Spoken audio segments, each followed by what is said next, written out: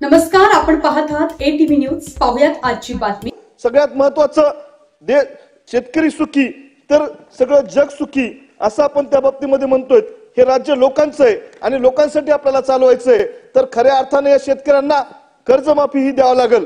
आणि आपल्या मार्फत मी विनंती करतोय, जर या शेतकऱ्यांचा सातबारा कोरा झाला तर खऱ्या अर्थाने या शेतकऱ्यांना न्याय दिल्यासारखं होईल। आणि ठिबकच्या बाबतीमध्ये 100% अनुदान देण्यासाठी मी मागणी करतोय। नैसर्गिक आपत्तीचे पैसे अजूनही शेतकऱ्यांना भेटले नाहीत।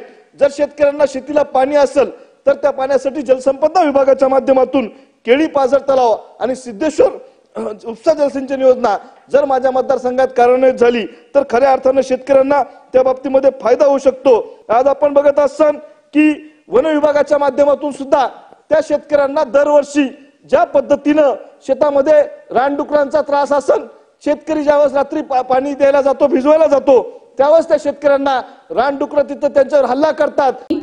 अशाच प्रकारे नवनवीन घडामोडी पाहण्यासाठी आपल्या ATV न्यूजच्या YouTube चॅनलला सबस्क्राइब करा आणि रहा अपडेट।